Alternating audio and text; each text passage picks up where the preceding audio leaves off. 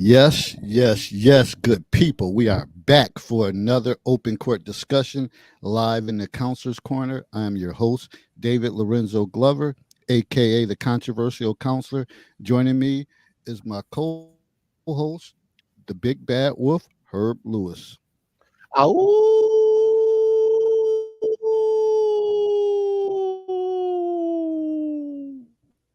It's been a minute. It's been about a couple weeks that the wolf is hungry. No telling what's gonna go down tonight.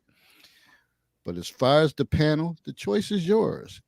If you want in, pull up. For all of you who like to post in the counselor's corner, I'm calling you out to join the panel. Yeah, I'm calling your asses out. About 100 posts behind, and I can't get caught up. But that's all y'all want to do. All y'all want to do is post away instead of simply coming over here and getting your shit off your chest all in one segment. We're on here sometimes 2, 3 hours. You could get multiple things off your chest, but all y'all want to do is hide behind a keyboard. That's all y'all want to do, and think somebody want to hear you. But please let us know. We will be waiting. Recap from my previous broadcast. We covered the topic being single and the long term consequences on society. You know the drill. Check out the replay on the YouTube channel, The Controversial Counselor, along with the reels on YouTube, Facebook, IG, and TikTok. Next order of business tonight, June 17th, we will be discussing why don't we embrace honesty in relationships.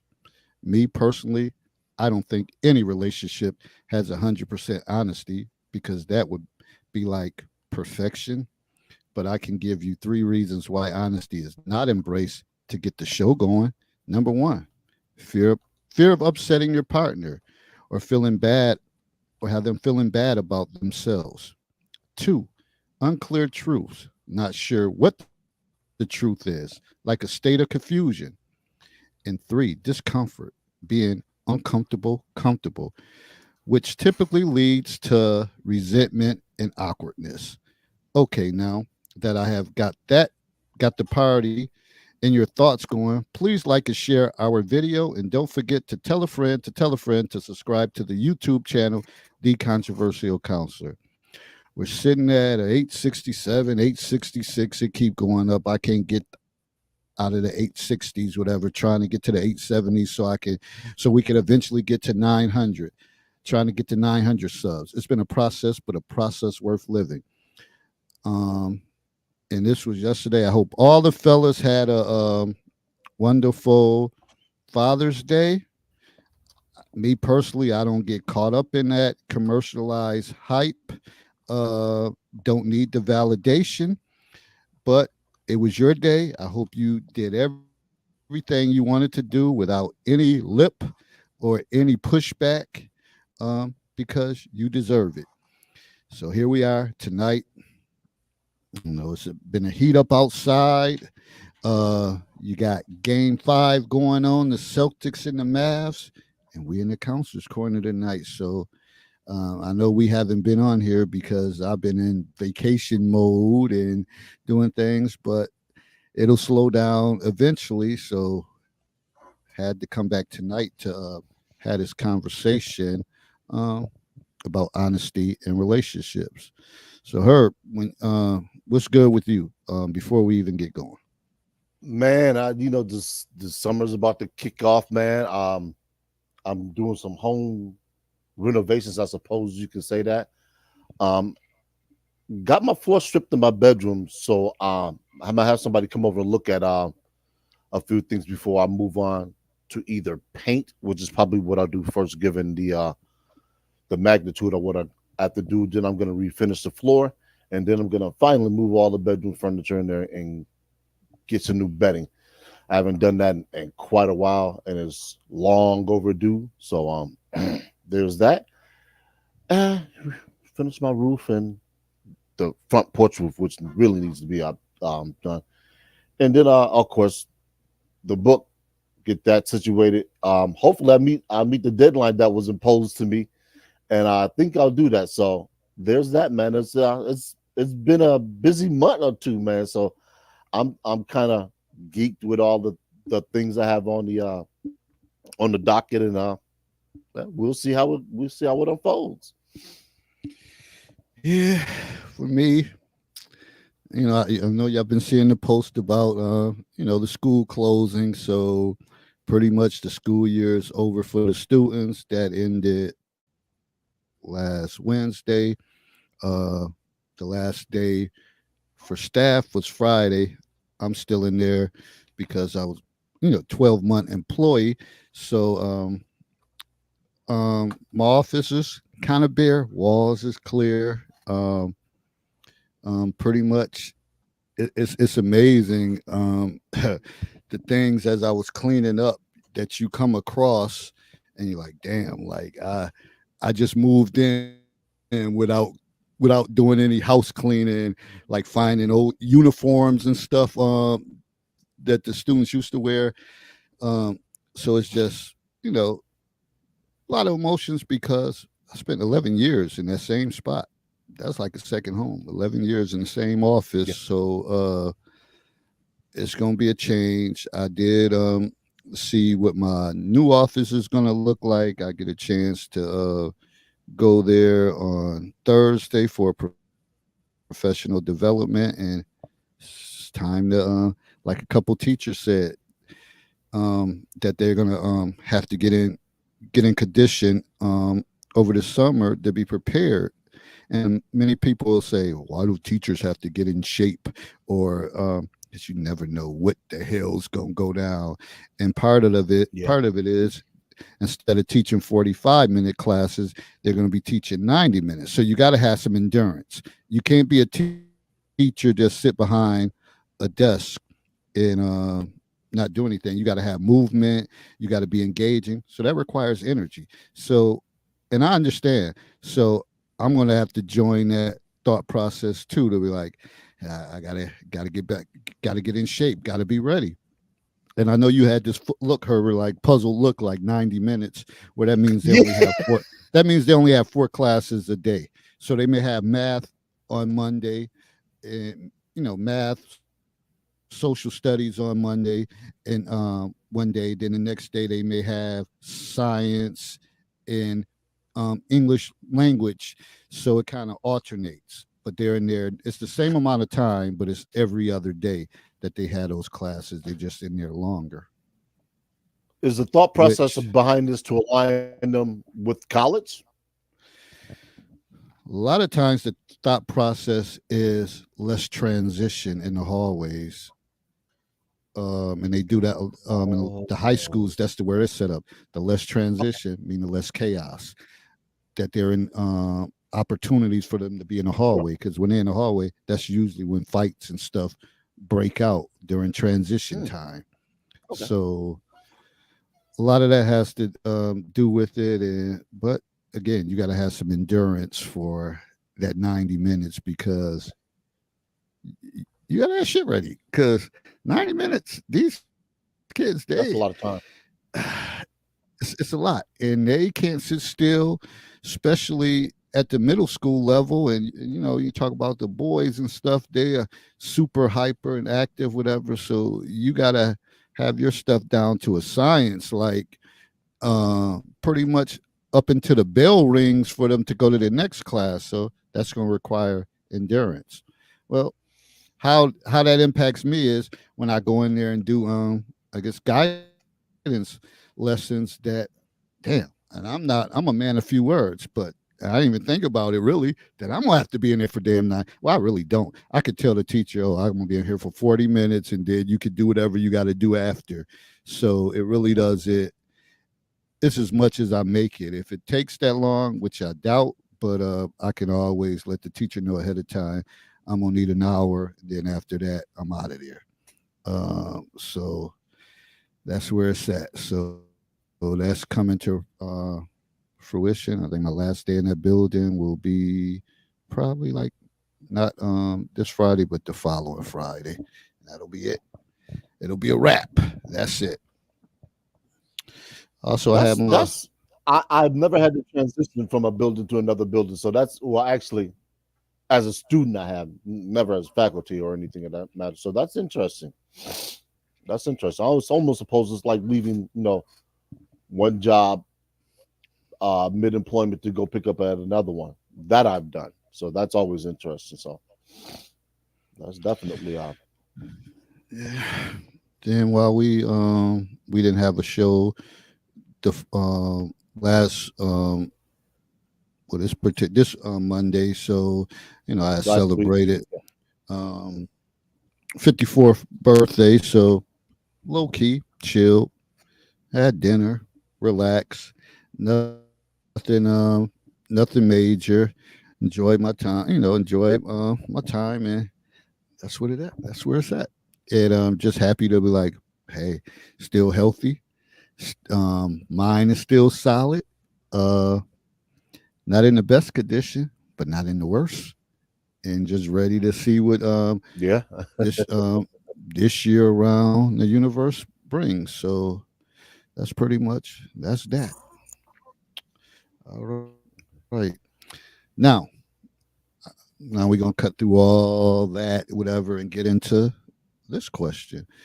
And Herb, when you came up with this topic, what were you thinking? That people don't embrace honesty in relationships?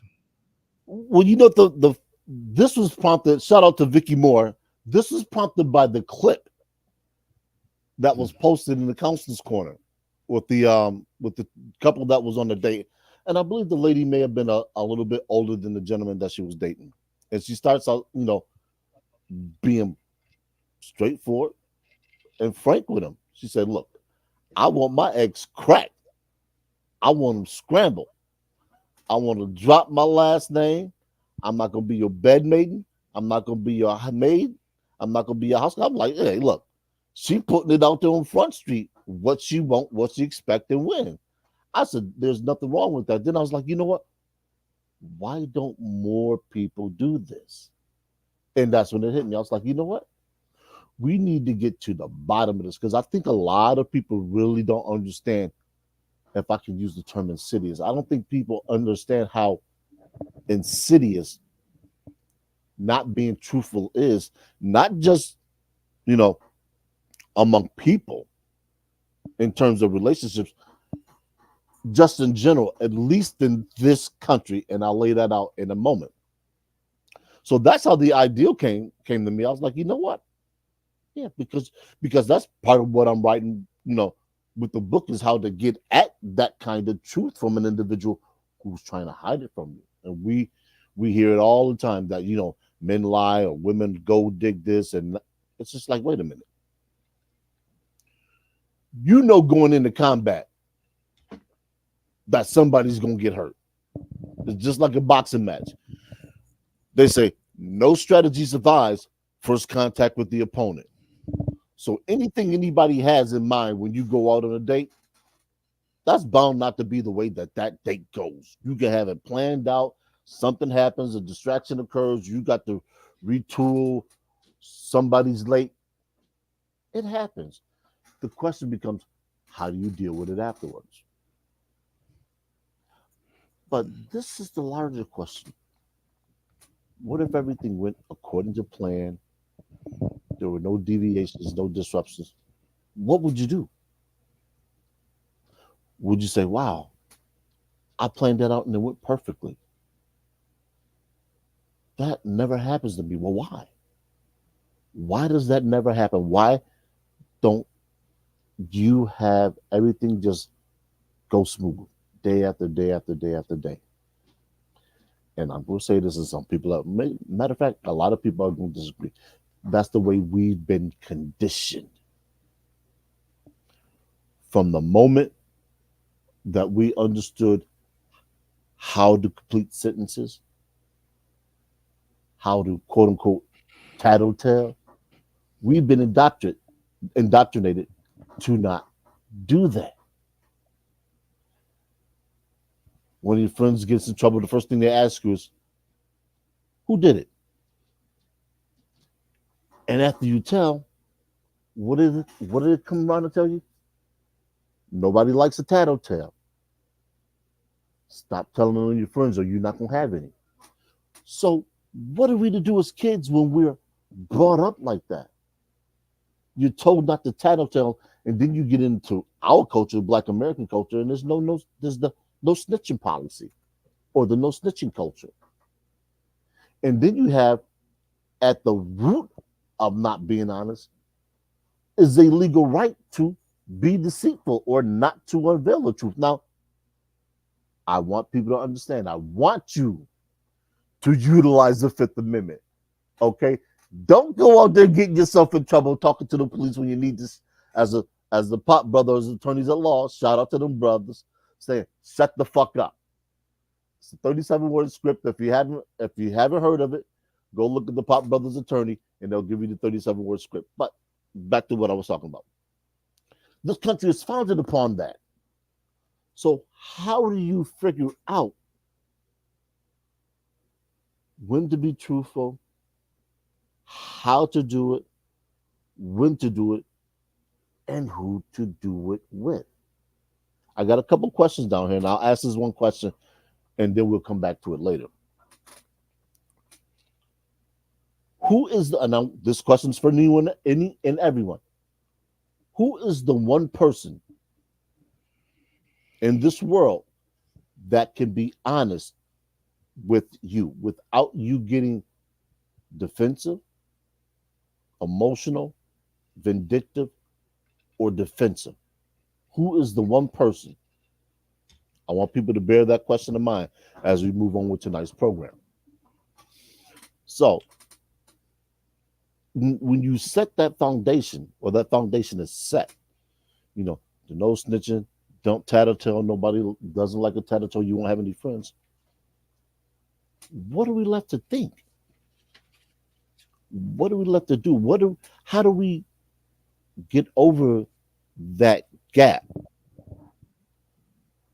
to where we understand that even though it might be painful to somebody, it might cost us some friends, it might hurt. How do we develop an attitude, demeanor to be honest with people? Because we always talk about honesty in relationships, but people don't really understand what that means. When we hear the term relationships, we always think of relationships in terms of male, female, sexual component. I'm here to expand that a little bit. We have relationships with our family, friends, co-workers, strangers, our offspring, and yes, even animals. And I know some people are going to say, we don't have no relationship with animals. Yeah. That's why some people can say something to a dog and that dog will obey, and somebody else can say the same thing to that dog and that dog won't obey. That's a relationship. As silly and as simplistic as it might sound, all these relationships make this thing we call the world go round. Well, let me just interject. Well, one of the things I learned in Counseling 101, and I always make reference to him, the great Dr. Pappalardo, he said, if when you have the ability to relationship build, that makes you that much more pretty much powerful, because everything is relationships in all facets of life. So like you said, people have kind of one track mind, and they think of man and a woman, boy and a girl, but you have to have strong relationships at work.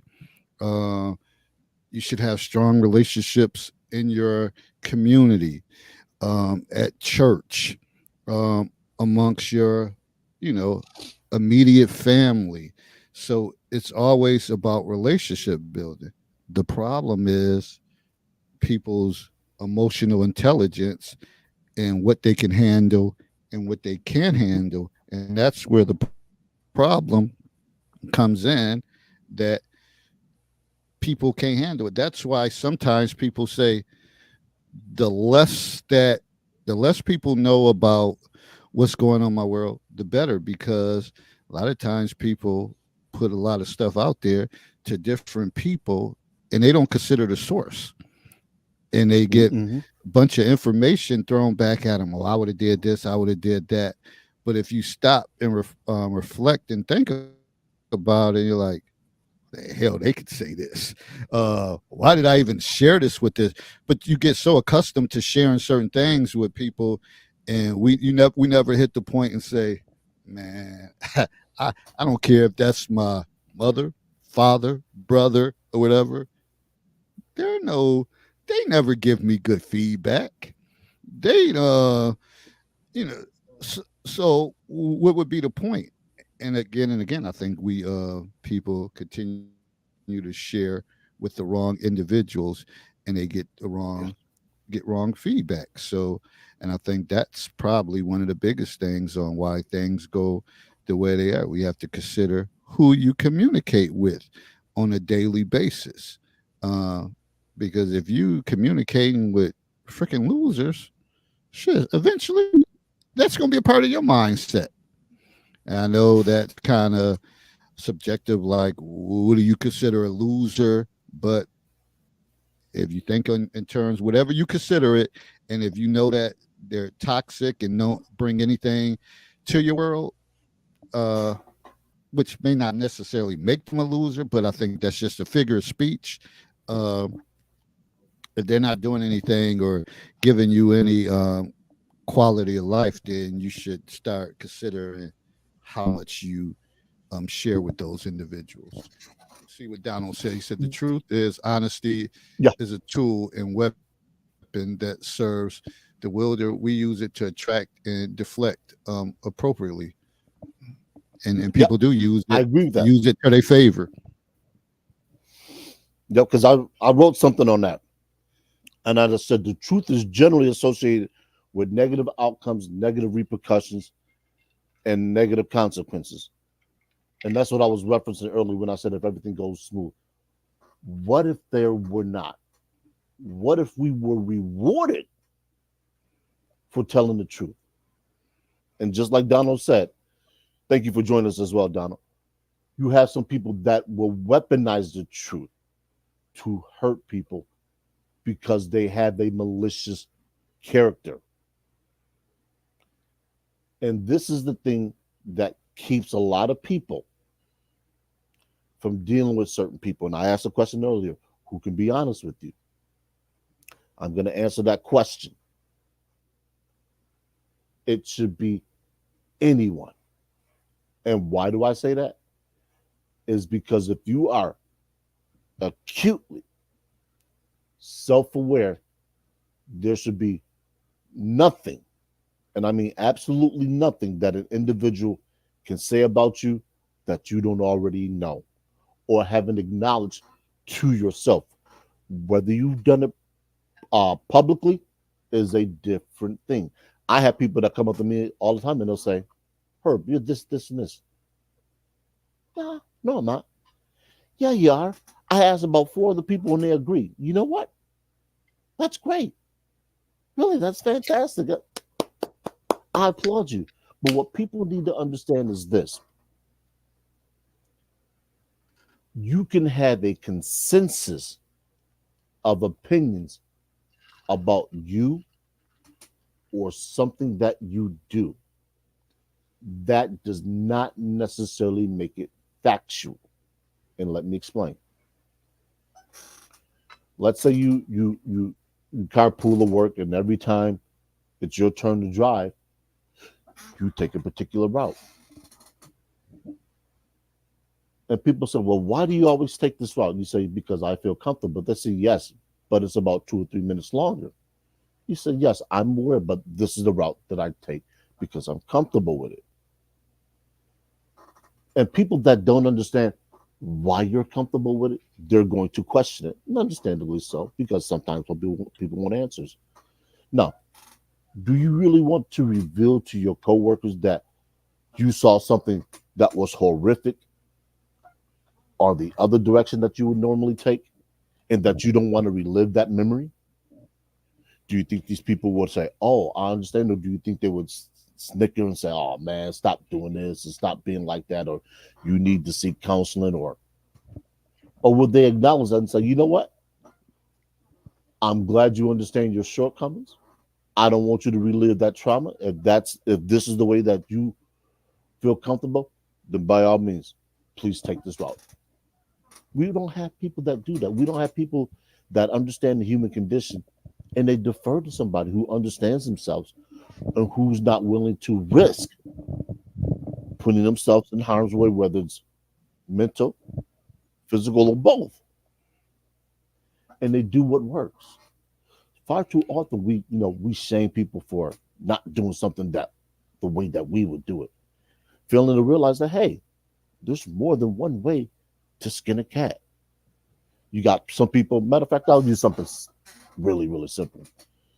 You have people who make eggs, scrambled eggs, and say for it, put them in the pan, scramble them up, right? No, that's not how you do it. You crack them, put them in a bowl, get a whisk or a fork, and you beat them up to their liquid to their consistent liquid. If you want to, you add some milk in there, you add the cheese. You say, oh, damn. It's just scrambled eggs. You don't have to do all that. People say, well, that's how I do it. Okay, I understand, but I just want some eggs. I just want some eggs. I just want some toast. Well, how do you want your toast? Do you want rye? Do you want wheat? It's like, yo, I just want some toast and eggs. It's not that complicated. Now, for some people, it is. For some people, everything that they do is complicated. It's never really simple. And then they wonder why everything in life is complicated. Well, one of the things is we don't have empathetic communication. So people don't put the shoe on the other for to know how to feel with somebody. Uh, and again, I always say people don't need sympathy, they need empathy. They need you to feel what they're going through. And we've talked about this at a maximum before with even as being a young boy, young man, when you go through certain things that we don't have the space to be honest and open and tell how we feel because you may be ridiculed. You Mhm. you can't. Uh, we have to. We're pretty much a guarded like society for many people that that if you put certain things out there that you're going to get some backlash. So you can't tell your homeboys growing up like, man, I'm crazy about this girl. Like, damn, she got me. She got my heart. Like, I'd do anything for her. They gonna look at you and now it's even worse when you're a grown ass man and you're being called simps and all of that stuff. Mhm. That you Mhm. can't put that information out there because your friends are gonna you know, get on your case about that. So now you got to wear a mask. You got to act like you don't care about this person like that. You got to act other than yourself. And it's probably someone that you probably could have restored a relationship which you lost out on because you listened to people tell you, nah, that's not the way to go. That's not but them same people, they weren't pulling nobody. They weren't pulling nobody.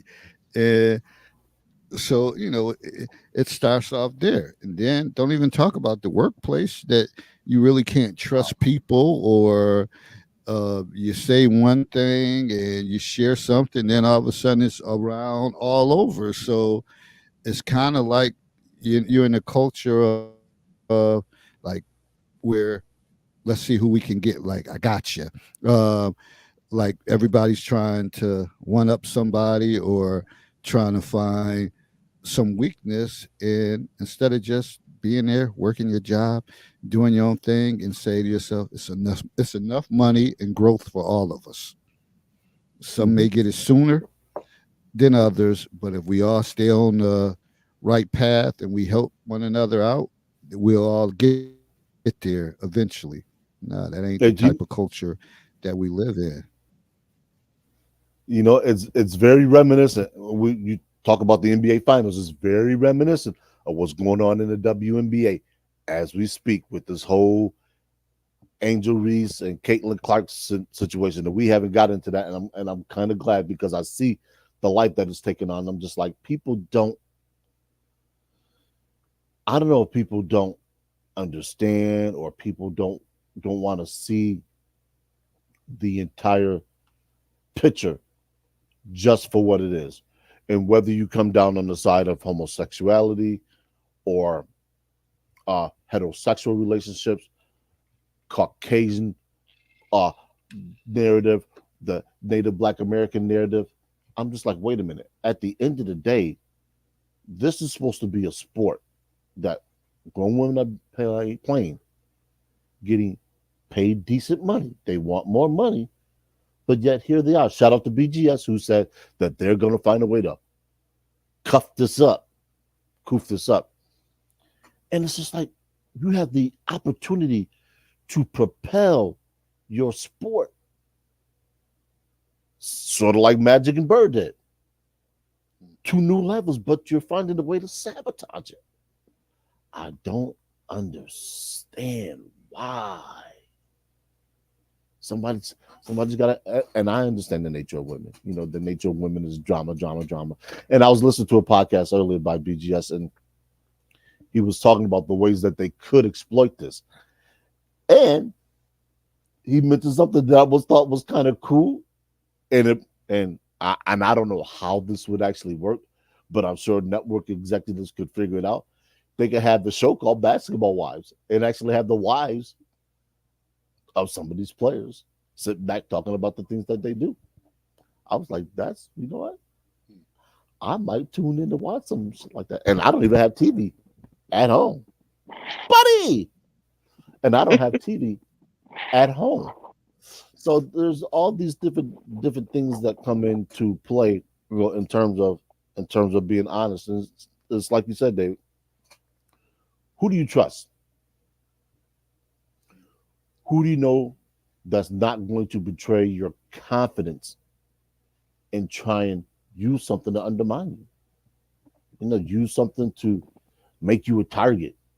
Nobody really wants to be a target. I mean, even those who masquerade as, "Oh, I'm tough, I can take it, and I can do this."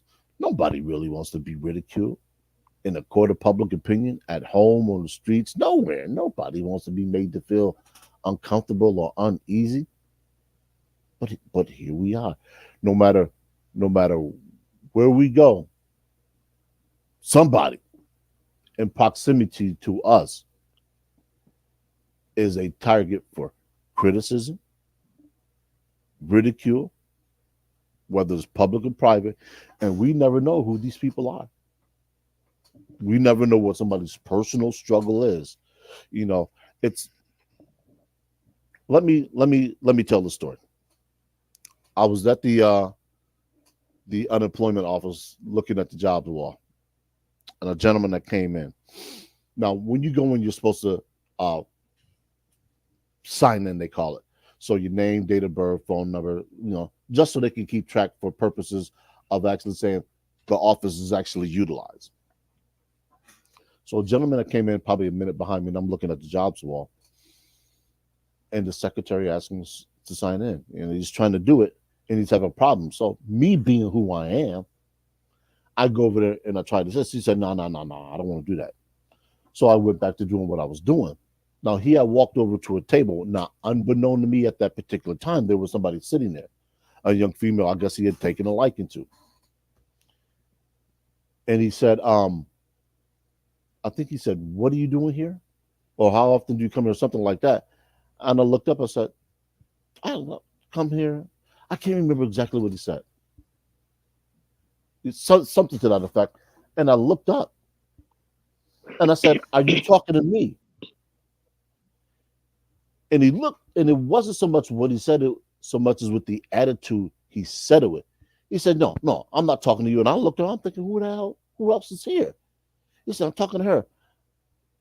And the lady behind the desk, she saw my reaction. And I said, dude, you don't understand about the hellstorm you were just going to unleash. And Anita's seen that Hellstone before. He said, I was joking. I said, man, you need to learn.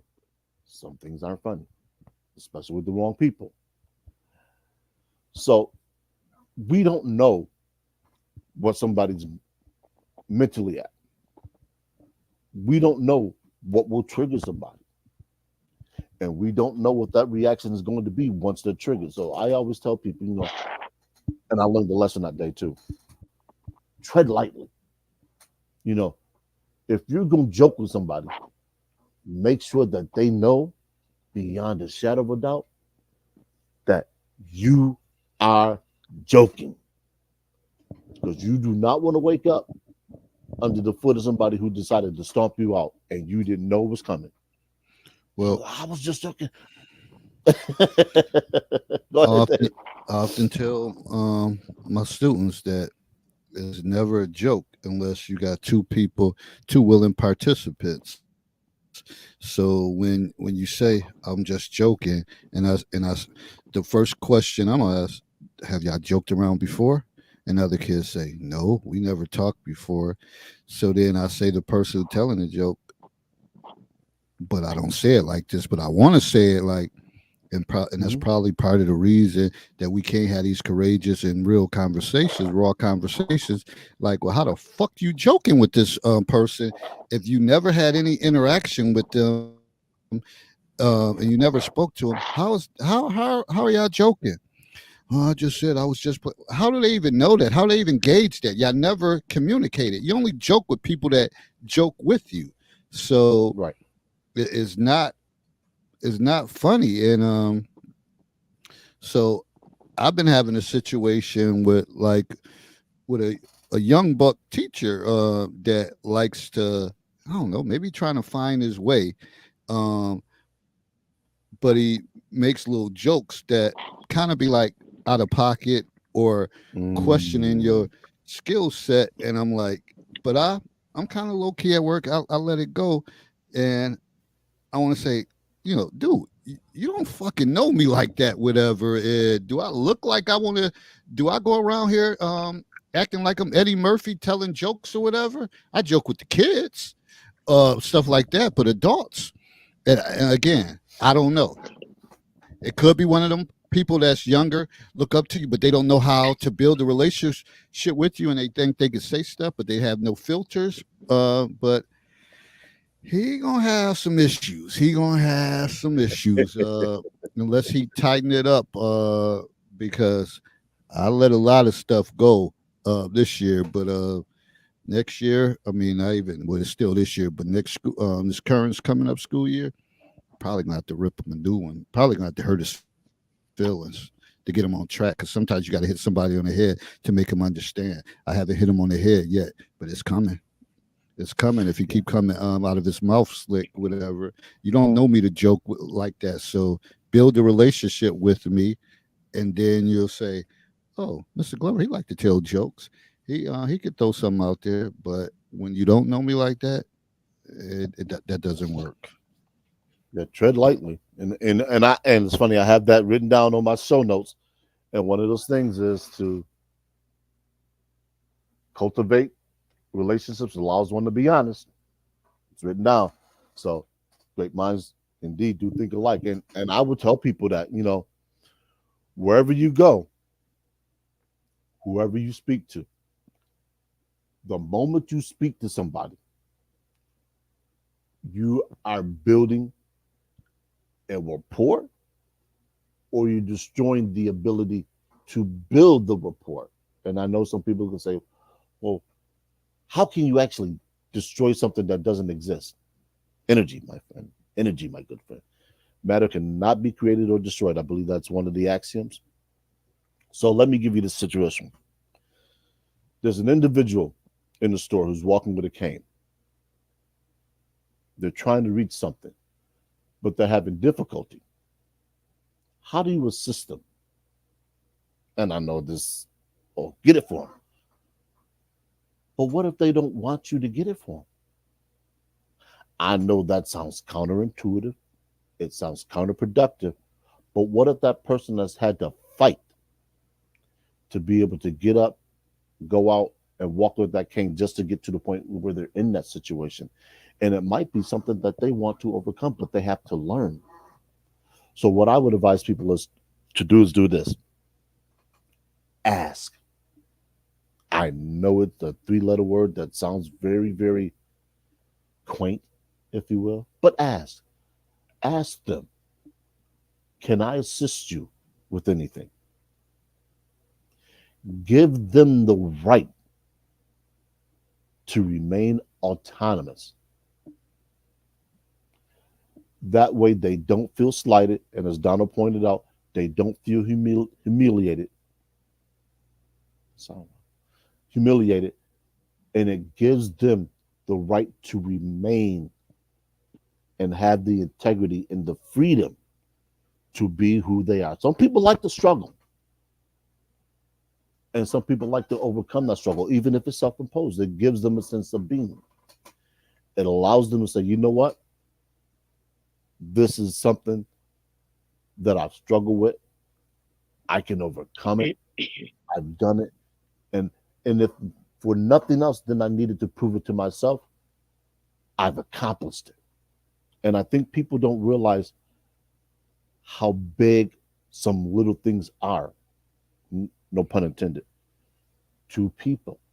And that's something I've had to learn, and lessons that I continue to learn. I did that yesterday in the store. Brother had some things piled up. I said, I can get it for you. He said, no, I got it. I was like, okay.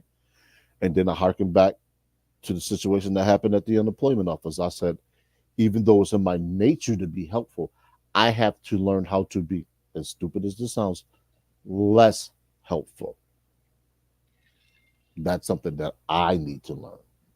You know, stop always trying to run to people, run to a system. And this is something I wrote down on my show notes as well, is don't take someone else's weight. What I mean by that is this. If you see somebody struggling with something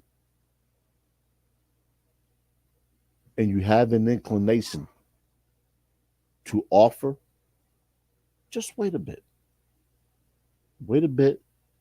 See if they ask you for assistance. Now, the ask may not be verbal.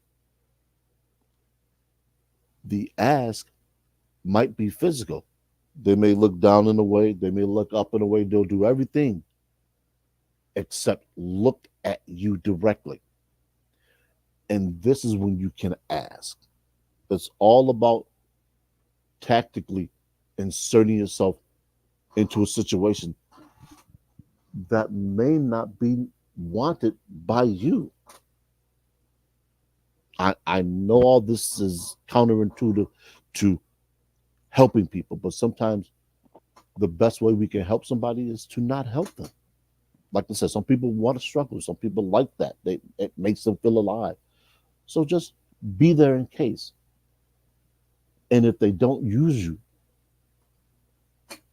you've committed no harm, no foul. You didn't do anything egregious, and you can go on with your day.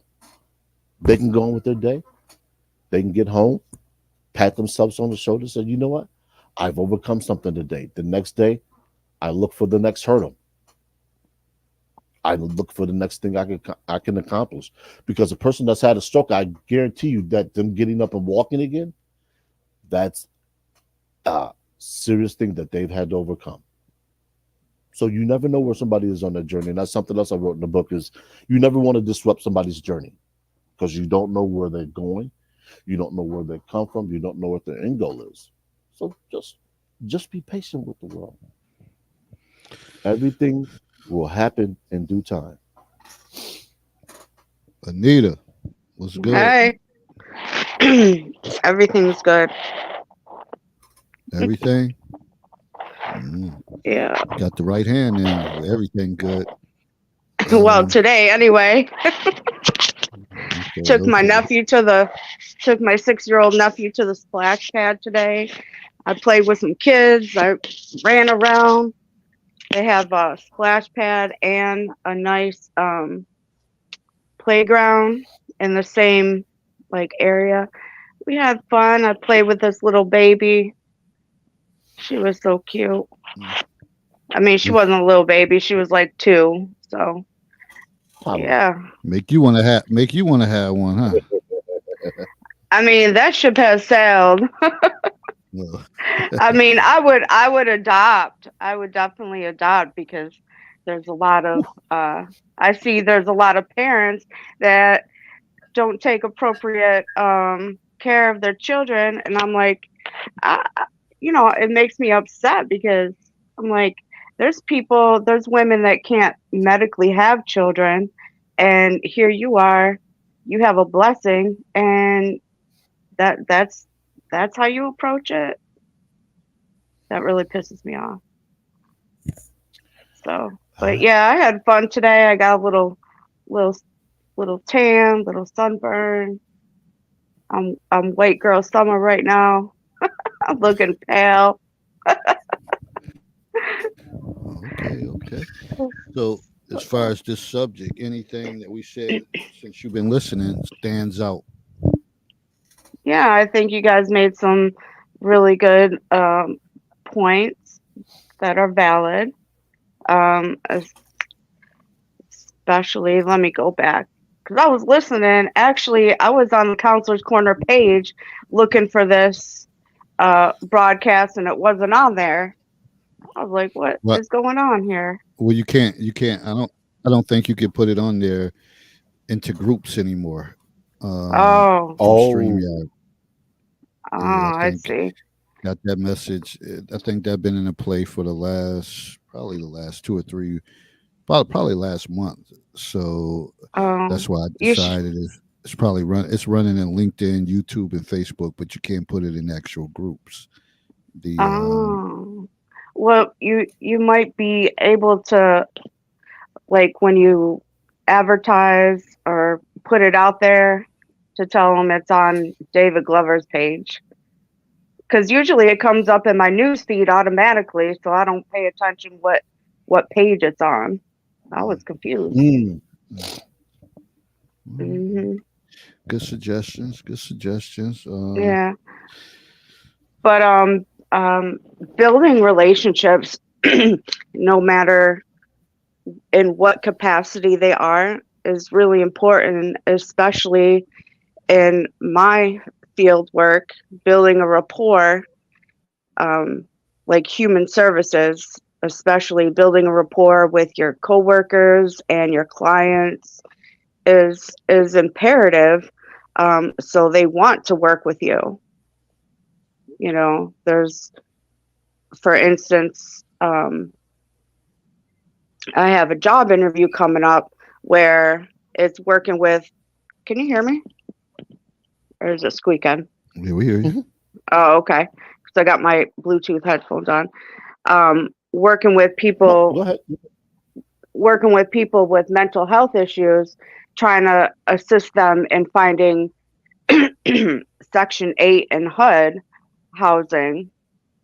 So in that capacity, I don't know much about HUD and Section 8, but in that situation, building relationships with the coworkers who already are seasoned in the area is imperative. So they can help you set up for success instead of watch you struggle. And also with the clients, you want to be able to help them or assist them, I'll say, and give them a sense of authority over where they live, but also guide them in what they qualify for. So that was one relationship that I was thinking of when you guys were talking about that.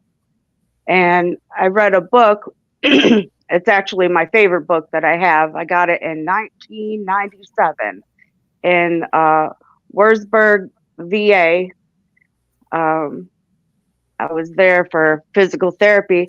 So anyway, it's this book called The Gift of Touch. Now on the cover, it's a bit deceiving. So on the cover, it looks like it's a book about massage. There's somebody laying down. Well, there's somebody laying down and it looks like they're getting a massage. So, but to open the book, it's actually about different kind of touching with different kind of relationships, like coworkers, how you interact with them. Like some coworkers, it's they rather not shake hands, or just building a relationship, like as simple as putting your hand on their shoulder and be like, hey, you're you're doing good, or how you doing, um, or shaking hands, um, different relationships, giving hugs. Like my 6-year-old nephew, I like to hug him and I say, I'm stealing your kisses. And I kiss him on the cheeks. And, it's like a little game we play just to like kind of build that relationship. And then I told him, okay, we're going to do the Italian kiss on both cheeks, how they do that when they greet each other. So he has fun with that. And then there's touching in personal relationships, other family relationships. Some people are a little bit standoffish and they don't want to shake your hand or give you a hug or give you a pound, whatever. So in that aspect, it is saying the word imperative, but it is imperative to build that core and relationship before you do that. Me being the loving, outgoing, talkative person that I am, I don't always think about that, because growing up, like my family wasn't standoffish. We're very friendly, very outgoing. And that's one thing that, people perceive things differently. They take in the information differently according to their experiences, how they were raised, where they're at in life. Guys may not be sensitive to that situation when they approach females, because females may have had sexual trauma, been in an abusive relationship. They don't trust men. They're standoffish, even if a guy is trying to be friendly. And a lot of guys don't think about that aspect. They just think like, oh, I'm just trying to be friendly and say hi, But to a female that had past trauma, they might not perceive it that way. Is that why they choose the bear? Ha ha ha. I mean, that I don't, you know what? I don't really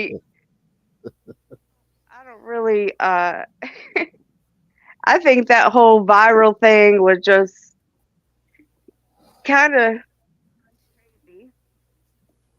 I mean, I don't know how it came out. I guess one person put it on TikTok. I don't know. And then it went viral. Is that what happened? There was a guy, from what I understand, there was it started out from a website, the question being asked, and it's right in line with what you're saying. The reason why women are picking the bears, because they don't have to worry about that kind of trauma. They say, if the bear is going to kill me, I'm not going to have to relive it. I'm not going to have to remember, dredge it up.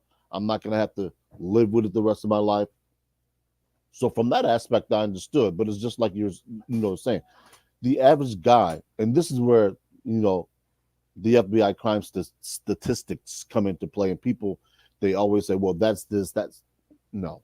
They're actual, factual stats of how sexual assault happens.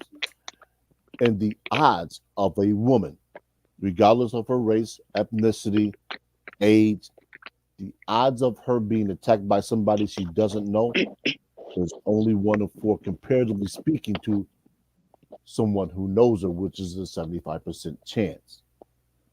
And this is what the guys were pushing back against, was the notion that some random guy is going to harm you.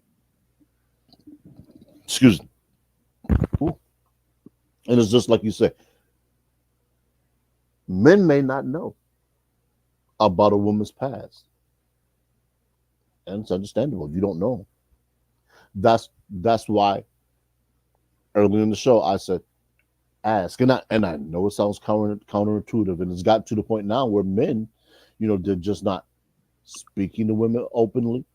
They're not approaching women openly even for friendships, casual acquaintances, or anything. They're not holding doors, and women who are disaffected, or I'm sorry, they are affected, but not necessarily in the sexual assault realm. They're saying, well, why are guys pulling back now? Why are guys not approaching? They're not asking us out on dates. They're not. This is the end result. Is the rapport between women and men have been destroyed for a variety of reasons. It's just not one. When you look at the totality of all the court cases that are coming down, Me Too, the Cosby situation, and everything else, men are just saying, you know what? We're better off just not doing anything. We're better off just not saying hi. We're better off not imparting any chivalry into our lives when it comes to women. And women, for the most part, are looking at this as what they have lost. And it's understandable. See, and on the other side of the coin of that, my experience in the Army in the late 90s, it was frowned upon, I'll say, for a woman to report sexual harassment and other unwanted advances, rape, stuff like that. And the reason why it was frowned upon is, in that culture, it's predominantly, first of all, guys. Yeah. Second of all, it's like the victim gets victimized all over again, because when she does report it, there's a good chance that word will get around. Oh, don't talk to her. She'll have you hemmed up, she'll report it, this and that, even though that's a false way of looking at it. But that's part of the reason why it was, I'll say it's part of the reason why a lot of females didn't report it, is because they didn't want to be the black sheep. They didn't want to be ostracized from the population work. And it was, the military is slowly changing, but still it could be like scary to report that kind of thing, to relive that all over again. And I'll say also, civilians, sometimes when I meet somebody, we get to talking, the military comes up, my military service, and they say, oh, you were in the military, did you ever kill somebody? That is a very inappropriate conversation when you don't know me. Damn dummy. Well, even kids, like adolescents, they don't know, they're just curious. They don't understand that that's not appropriate. They just know what they've seen on the war movies. Let me open the door to that, so people get a better understanding. Why do you say it's inappropriate? Because I don't know that person like that.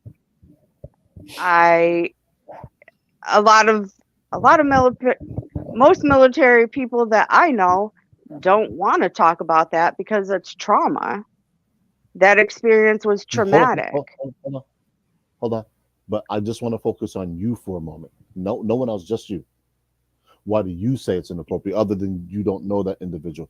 Because clearly at a point, if you know somebody, you're willing to open up. So what makes the distinction between the two? If I want to talk about it, I'll talk about it with people I Now, trust. But okay. for me to relive the Iraq experience, it takes a lot of growth to get to the point where I'll talk about certain things. Hold on, And hold on. So I gotta interject. So if you out in the dating world and you're dealing with someone and you say, well, yeah, during this time I was in the military and this and that, you're probably going to expect some questions are going to come your way as far as that you may have to relive, that you may have to face that would be just like if a guy said, yeah, I got in some trouble when I was younger, I did some time. uh that conversation is gonna come up. It's Yeah. gonna come up. So sometimes, right. again, I think one of the points was a lot of times people are comfortable being uncomfortable, but Yeah. those are going to be a level of questioning that somebody's going to ask. Okay, so how was it over there? Were you actually in combat? Or that's part of, getting to know each other, or whatever the case. Because if you say, well, I don't want to talk about it, then and every time they have a question linked to that, then sooner or later they're gonna say, man, fuck this shit, whatever. Like I can't, it's too much pushback, and I want a free flowing conversation with someone that I can have some back and forth dialogue with. If you're a woman and somebody said, yeah, I did this amount of time, but I'm working, got steady employment, I got out, I went to college, I'm doing all right, and you want to know about their past, and you ask them about it, and they kind of shut it down every time, those are red flags that like they're going through escapism, like, or I just want to Yeah. block out that part of your life. Right. But that's Right. very essential part of you going forward. So it's what it I is. mean, you have a valid point, but it's all about building trust in a relationship, whatever relationship that may be. So if I'm just starting to get to know somebody, I have to feel safe about talking about certain things before I really open up. It's building a rapport, a relationship, um, because, like you guys mentioned before, you get sometimes feedback that you don't need that feedback. You just want to trust that person to have that dialogue without feeling like you're being judged. I So was just going to ask, is the issue more you being looked at a certain way, or is the issue it makes you uncomfortable to discuss the potential of having taken the life of another human? what did you say that last part? I said, is it something that you would just not prefer to talk about, or something that makes you uncomfortable with talking to somebody about having taken the life of another human? It's about feeling safe, mentally and emotionally safe with that other person. And when you build that relationship, it's not a red flag not to talk about it. It's just maybe you don't want to talk about it until you kind of know where that person's headspace is about am I going to be judged? Am I going to be criticized? Are they going to humiliate me for my decisions and, you know, my past experiences? Nobody wants to feel like that. So for me, you know, I'm just getting to know somebody. I have to get to a certain point where I feel safe discussing certain things with them. And I think that is valid, because not everybody feels comfortable at, like, on the first date or second date or third date discussing, like, putting all that out there. All right, let me interrupt you for a brief moment because I don't know if you were listening when I asked this question. I'll ask it again. Who is the one person that can be honest with you without fear of reprisal, pushback to you defending yourself? The one person. My mom. Your audio's cutting out. Oh, I said my mom and one of my best friends. They will give Why me can't honest, anyone? because Why can't anyone? because I don't have that rapport and that kind of relationship with them. So they don't know me like my mom and my best friend. Mm-hmm. So I No, trust I have my own theory, but go ahead. I trust that my friends will tell me in a certain way that I don't feel embarrassed, belittled, humiliated, but also in a way that I can reflect on their perspective. Hey, maybe you should have done it like this. Maybe you would have had a better outcome. Or they might say, well, he just wasn't the one for you. Keep it stepping, you know. But for the most part, my friends and family, they are pretty straight up with me. So they don't sugarcoat it. It's just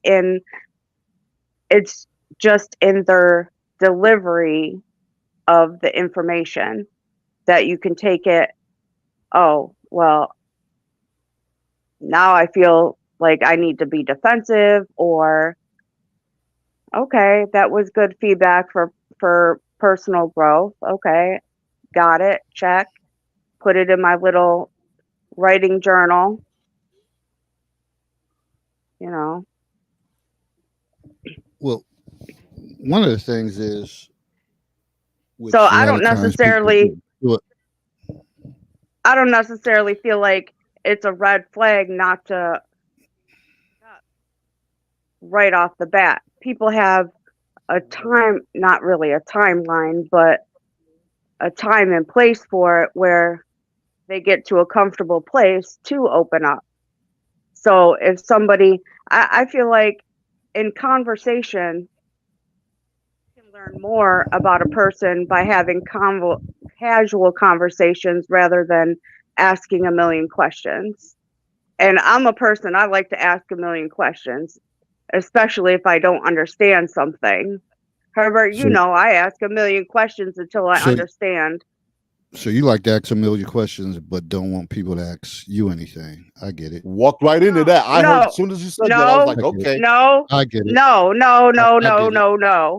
no. I get the That's not what I imbalance. said. That's Yeah. not what I said. See, it's open Yeah. to perspective. You can't talk me to death about perspective, perception, and all that stuff, whatever. Not me. If But I somebody, get it. I mean, I'll use me and Herbert when we have conversations and I don't understand what he's talking about. I don't I'm just like, we have different communication styles. I have to ask until I understand, like, what his direction is or what he's telling me that would be easier to do it this way rather than the way I was going to do it. That's Do and you I don't understand what I David is saying? I don't mind people asking me questions because they may not understand my delivery and I may not be telling the background of the situation or whatever they're Let me asking let me me to begin with. let me put it to you like this. Let's say you're sitting in the passenger seat. You're going somewhere with somebody and they're driving. No gender mentioned because it doesn't need to. And this individual, every time they come to a stop sign, they just drive right through the stop sign. Is that a red flag? I wouldn't say it's a red flag, but I would be like, hey, there was a stop sign there. Did you just in case they didn't see the stop sign? Okay, they say, I saw the stop sign, I just didn't stop. And they continue to do that. What Well, do you do? of course I wouldn't feel safe. I would, you know, hold on. What are you doing? Mm-hmm. I would tell them like, hey, I don't really feel safe with you doing that. Stop. Now, can you potentially understand that the same way you don't feel safe, that somebody else may not feel safe with you not willing to discuss an aspect of your life, whether you feel comfortable or not? That's why I asked the question about who No, can be honest with you. I understand that. But Okay.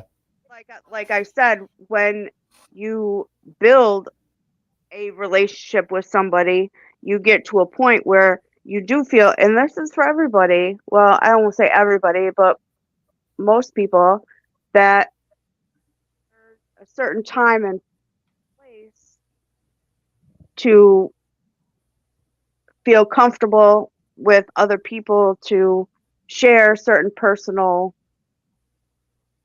past experiences Well, or whatnot. Like on here, I share a little bit. Of course, it's not all my business. I'm sure you got like other people on here don't share all their details about the business. So, like I'll say for an example, this is probably not going to come out right. My mom's my best friend. So if I'm dating somebody and I tell her, "Oh, we had a great date night. We didn't get home till 4 or 5 in the morning." And then she said, "Well, what'd you guys do at 5? And what else did you guys do at 5 in the morning when you got home?" I Well, don't feel the need to tell her all my personal, like, well, "Oh well, yeah, we did the jig." But if my mom doesn't question me and we're having open conversation, I'm like, "Yeah, mom, I have a boyfriend, and we got to the point where we got to that point." well, And if you're putting details out there, we didn't get home to 4 or 5 in the morning. You want somebody. You're kind you of open the door. asking for attention and opening the door for somebody to ask that. So why even say the time or anything? See, that's the problem with people. You put out little stuff to open up the door, and if No problem. somebody's witty and they're sharp, they're gonna ask.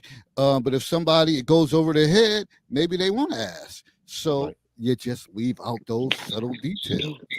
Right. You just say I un- we got I home I late. We understand that. got home late. No, I understand that point, but my mom being my best friend, I feel comfortable, or if she asks me a question, she can tell if I'm Because being you essentially wanted her to forthcoming. know.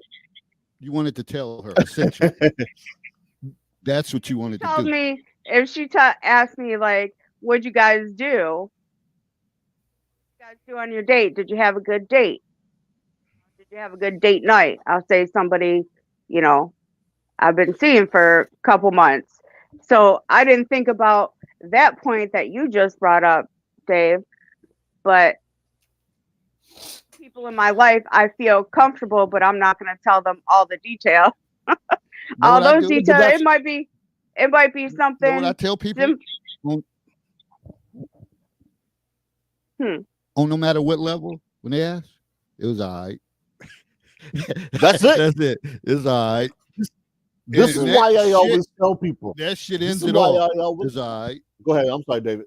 No, and Well, that with trumps it all. It was all right. Yeah. Now, if I want mom, to tell more, then I'll give more. But if it's just somebody asking, "Oh, how was this? Oh, I heard you did. How was that? It was all right." Now, it could have been fantastic or great, but I know if I throw that out there, somebody that's savvy gonna say, "What made it great?" Or Yeah. "What did you do?" Oh, you were a little more show more expression toward that. But Anita, I got a funny feeling that you want these questions, you want to be asked by some of the details that you give. not necessarily, but if my mom asked me, like, where are you going on your date night? Or, how did it go? There's only certain people that I will, like, Now, know if they know by the expression or the smile or the disappointment on my face whether it went good or not. now, see, this is the difference. And me and my mother is close, and we make a lot of road trips to Niagara Falls in the car for 7 hours, and we talk. And she'll know if she asks a question, and if she's listening, I might give her a look. And again, counseling 101. Counseling 101. I might say, what are you going to do with that information? How do it benefit you? Why are you asking me that? Right. That will be that. That will nip it in the bud, because most people, if you ask them, what are you going to do with that information? The only thing is, I just wanted to know. I was just being nosy. Exactly. Next conversation. So that's Well, gonna maybe kill it off. with Because if somebody gonna ask you a question, they better be going somewhere with it.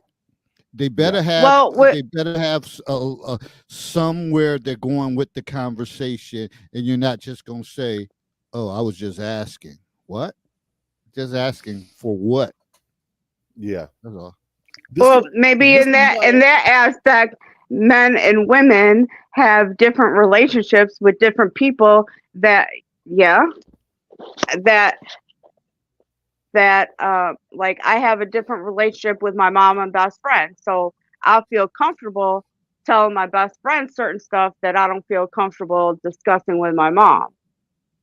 But hold on, wait a minute. Hold on.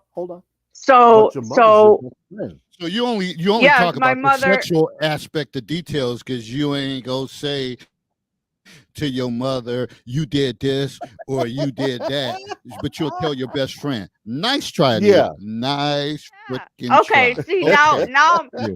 okay, see now I'm trying to open up and have dialogue, and now I'm being judged. No, I'm just See? saying. No, We're we're talking. just pointing Yeah. out to you how this And comes across. I okay, but like on here, you guys don't know me and my mom. My mom, do you want to? I don't want to hear the uh The soup noises. okay.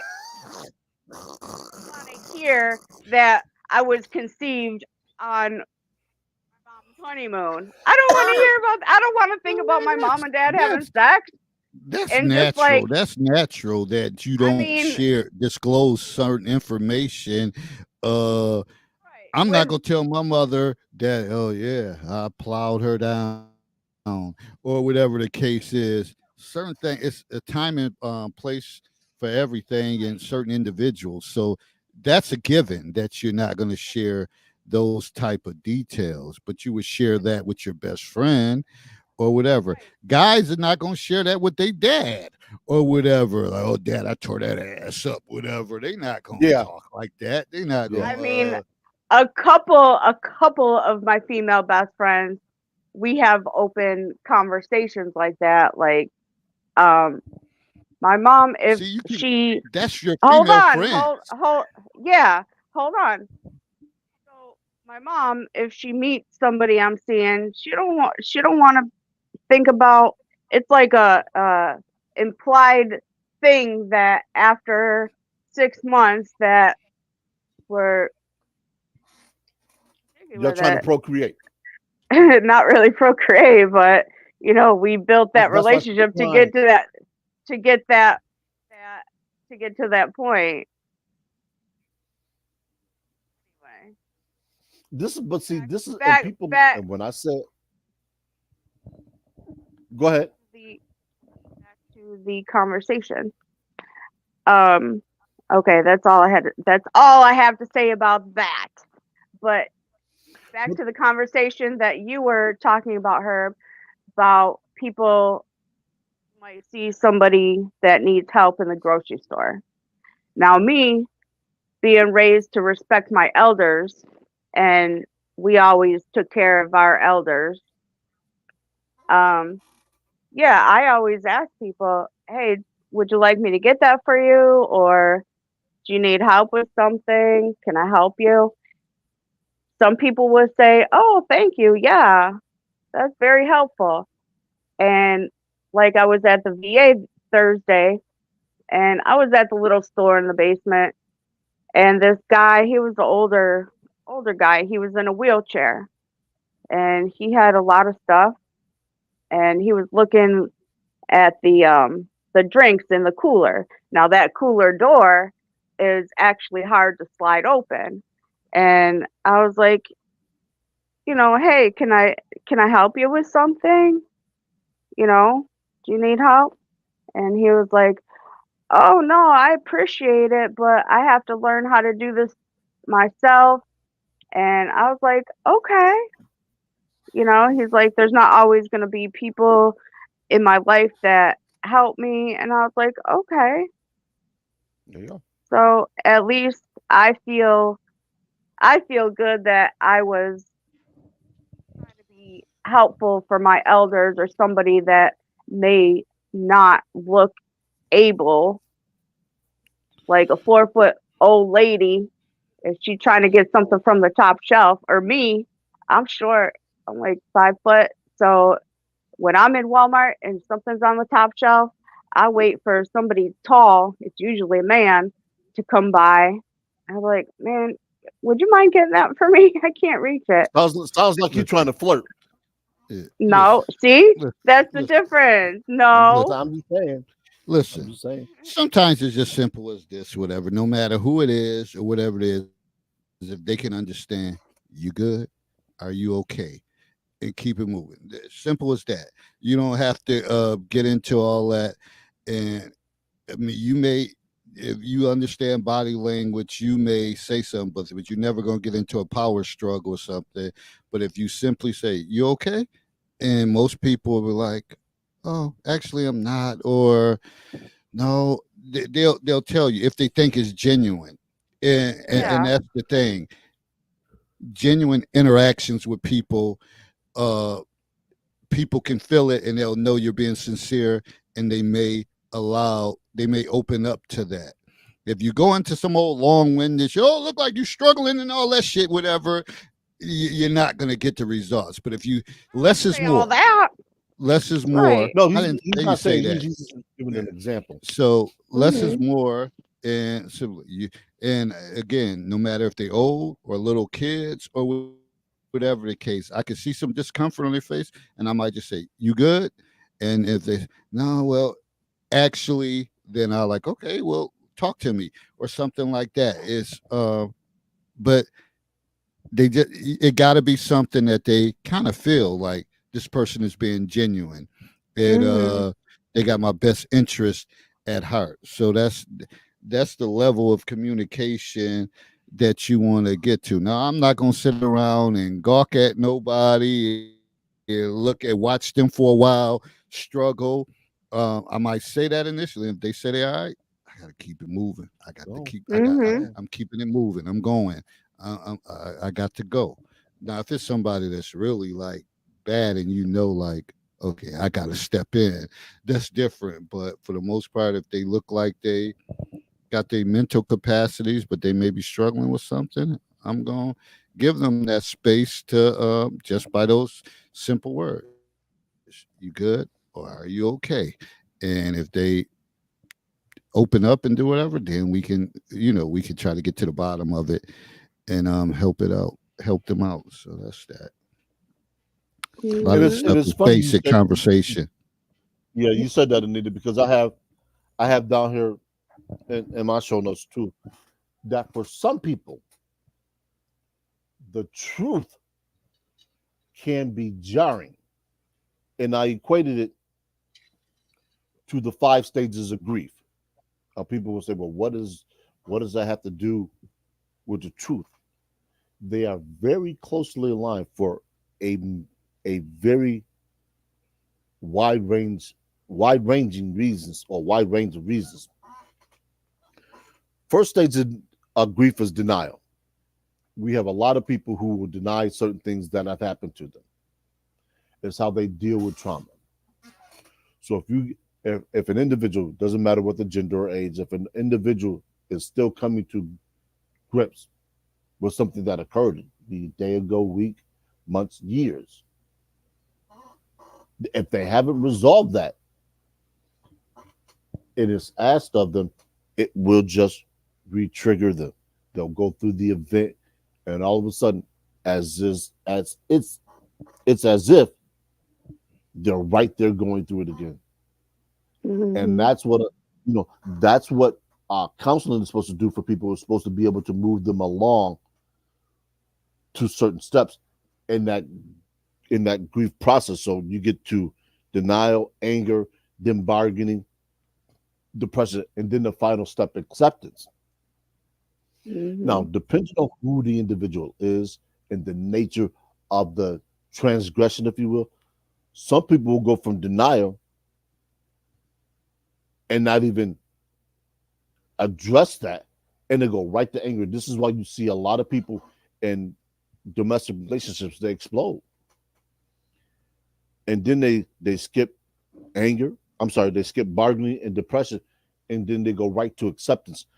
Generally speaking, those steps happen when an individual is either arrested or something horrific happens, like they've maimed somebody to the point where that person will never be the same again, or they've taken that person's life. These are the things, and that's why David said it's a red flag. And it's not a red flag.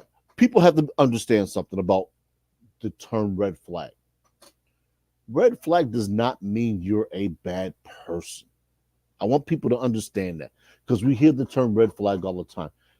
Essentially, what that means is this: to the individual who is saying it, it means you have something that is unresolved to the point where you can't discuss it openly with a stranger. That's not good, it's not bad, it's just where that individual is in the progression of healing.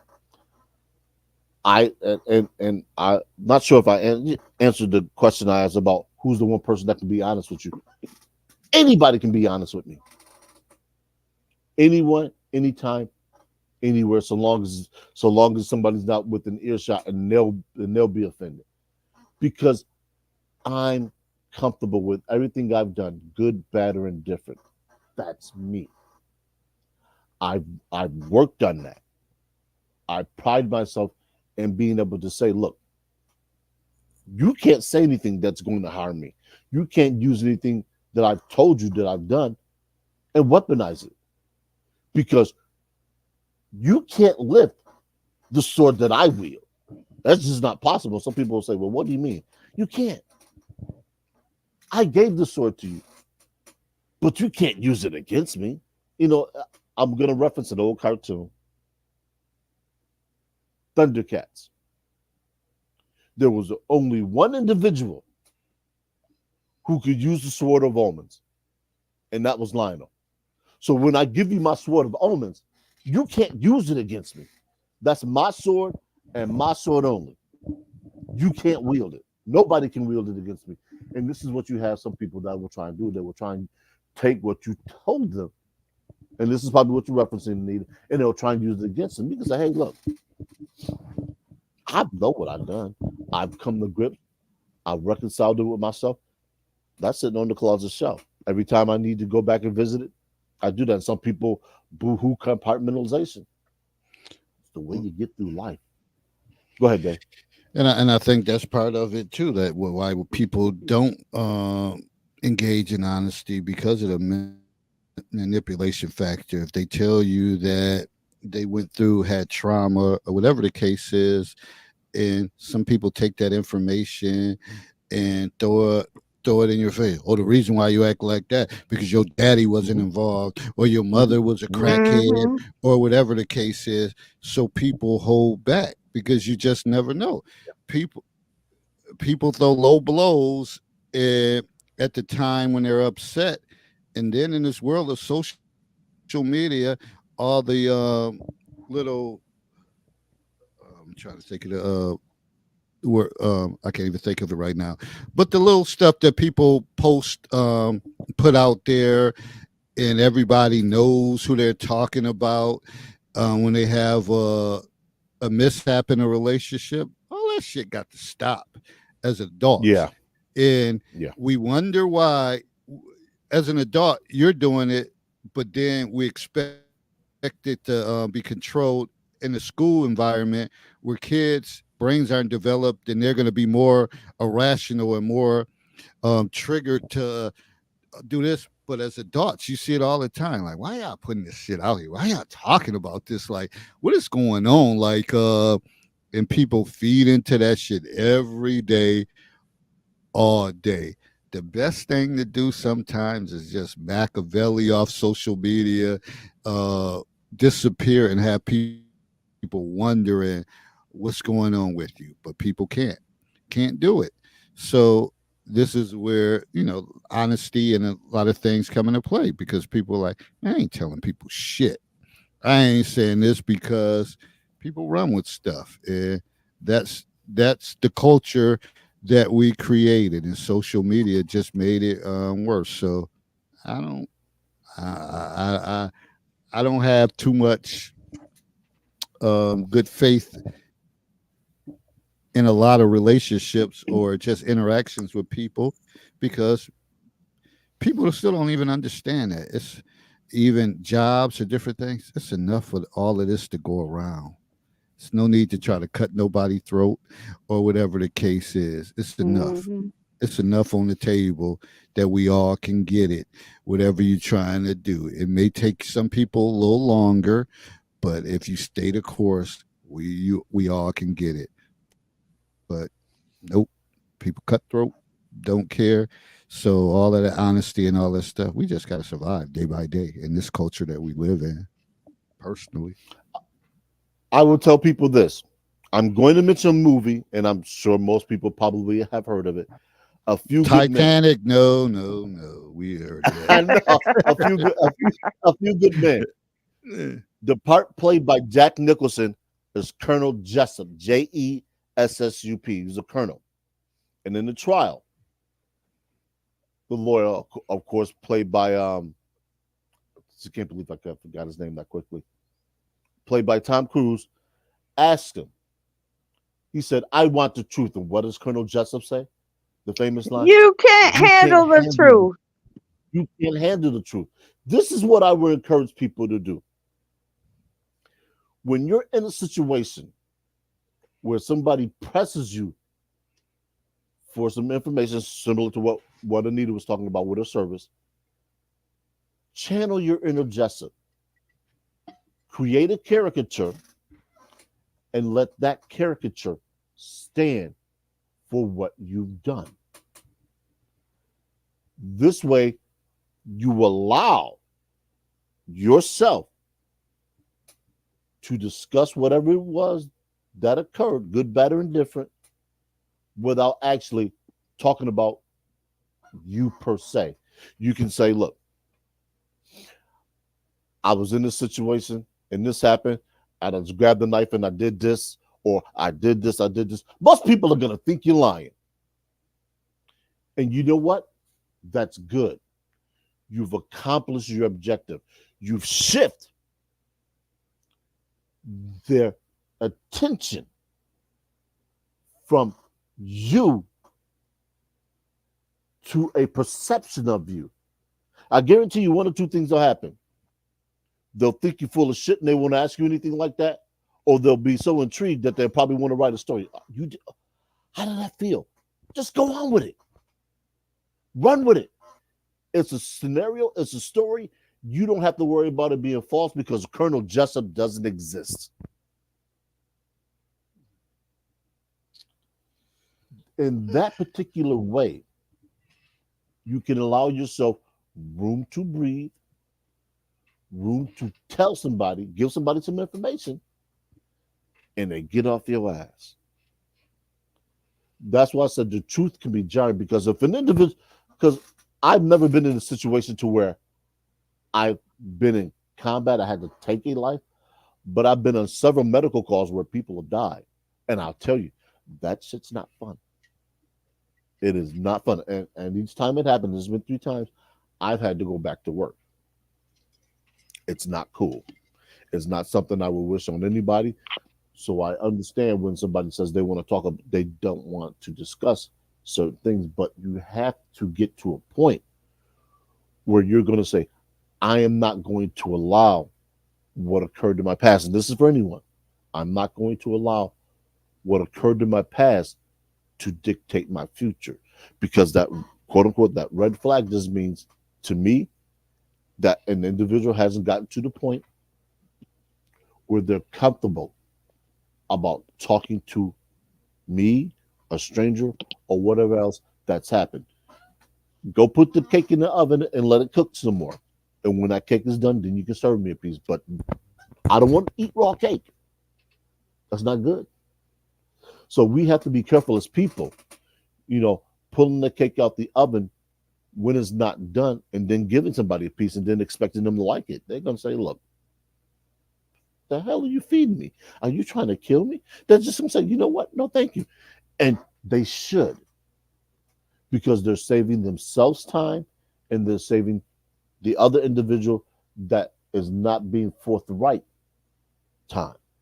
And there's nothing wrong with each party going their own way. This is one thing that we have to get accustomed to as people is, look, the rapport that we establish with somebody, it may not be a good one.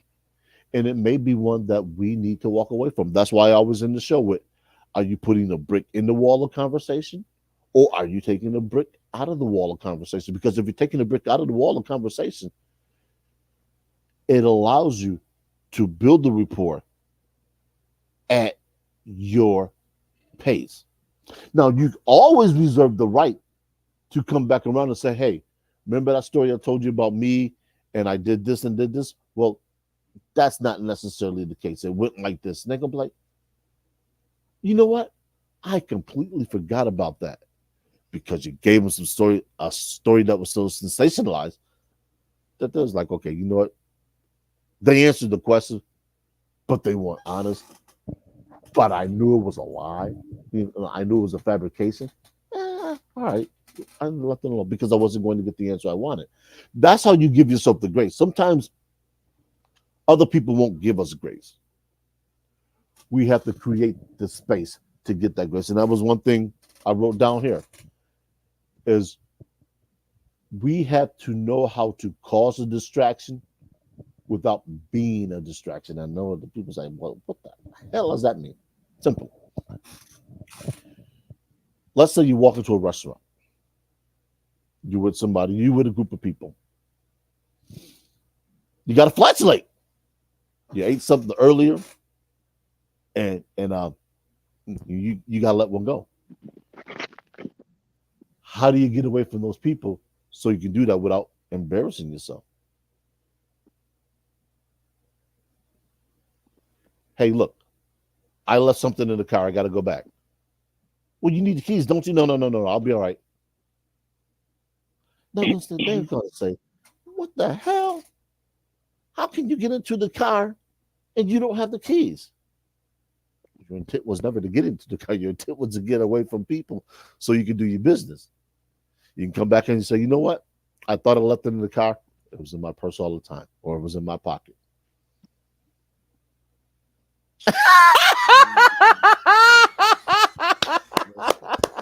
Listen. Just dropped the load. When I was on that cruise, they was talking shit. We was on the elevator. I got off the elevator. I left them with a bomb. I left left them with a bomb. Good riddance. Like, hey, to do all that. I mean, I learned. I'm not even gonna take it to that subject matter. I got stories for days. And what does Valiant Thor say? Remember, man, most women don't give a damn about your struggle. They just hang out at the finish line and pick the winners. Mm. Whatever. I don't. I'm a different kind of woman. That's a that's a That's why he said, whole nother conversation, Mr. Thor. That's a whole nother show. And to be honest, I know it's kind of early, but I'm gonna watch the rest of the. I mean, it's clear Boston's gonna win, but I want to watch the victory celebration and all of that stuff. They up by like 23 with 6 minutes left. oh, okay. Yeah, it's riggedy. Uh, we gonna close this one out. Now I don't have 800 kids waiting for me. I don't have shit going on this summer. Oh, It's a snap. small group. It's a small group, but I'm gonna watch this because to me, sports and championships elevate and inspire me for even at my age for things that I want to do. Because once you're a champion, you're always a champion. And some of these players out here will be getting their first championship, and that's going to Yeah. take them to the next level. And quite a lot of critics. So Yep. even when you think about that professionally, once you do certain things and you get degrees or whatever certifications and trades or whatever, once you get that, nobody can ever take that away from you, and you can always hold your head high. But once you get it, you don't want to just stop there. You just want to be the best that you can once you get it. So that's what I look forward to.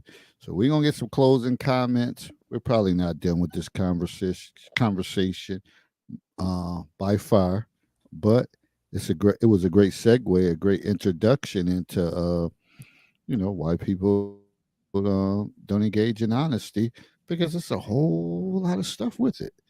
It simply is. You got to look at people's past. You got to look at trauma. You got to look at trust.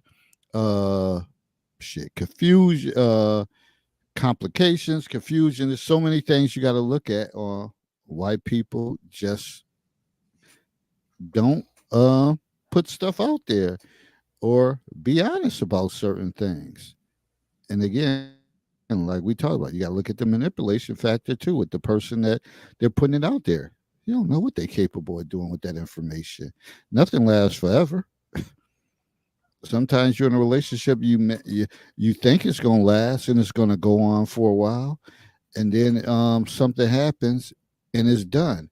Now that person has took everything you shared with them because you opened up and you wanted to be honest. And you said, I'm an open book.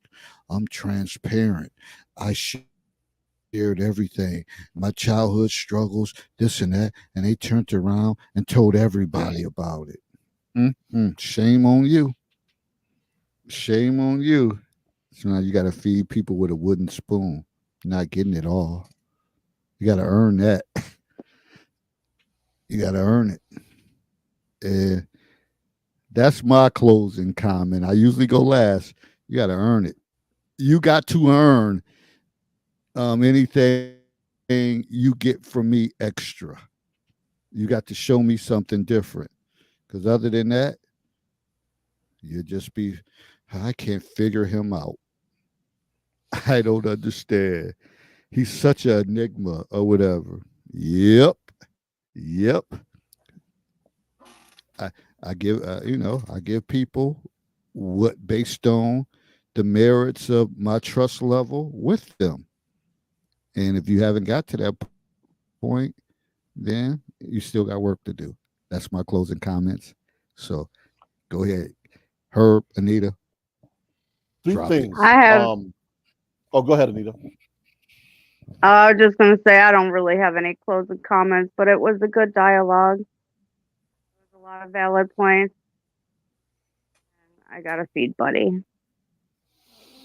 Appreciate you joining, like always. 3 things. I'm going to read a post by Rich Green. When you are committed to serious growth, I mean putting the work in to make the step change, actual self-improvement, you are going to be cutting a lot of people out of your life. Have a greater respect for your time, a better nose for BS, and will get comfortable being uncomfortable really quick. Are you talking wishes and dreams to your? Are you taking wishes and dreams to your deathbed or amazing memories? If you cannot meditate daily, pause before every sip of whatever you drink.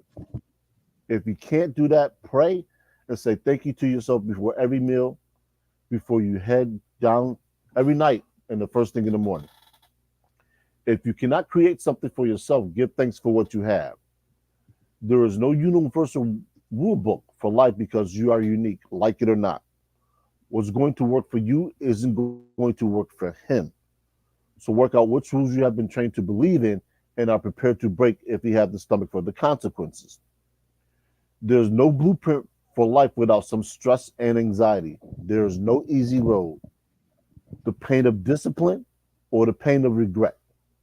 Choose your pain properly or the pain will choose you. Just appreciate and cherish the moment, the here and now, the journey, and reflect on how far you have already come. Hard times make you bitter or better.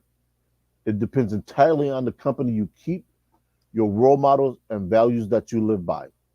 It's worth giving them all an audit once in a while. When you are looking out for people, don't forget to look out for yourself. I have a homework assignment, of course, it's a movie. The movie Cadence. It talks about what we discussed here in so many different facets. There's a racial component, there's also a decision component, there's also team building. I would encourage you to watch it. It's got some very solid actors in there. We know him as Lawrence Fishburne, but in this movie, the credits say his name is Larry Fishburne. Both the scenes, Charlie and Martin's directorial debut, and one of the Estevezes, I can't remember his first name. But watch that movie. I think it's a microcosm of what we discussed here tonight. And hopefully, if you do watch that movie, you get a different perspective on how being truthful is a good thing. Like I just read, you might have to cut people off because they can't handle the truth. And if you live in truth, then you don't want to deal with anybody else that doesn't, because you guys are going to be misaligned. And as always, are you putting a brick in the wall of conversation, or are you taking one out? And growth and understanding occurs in the gray area. Godspeed. See you next time. That's it. We out. On to the That's next it. one. That's all.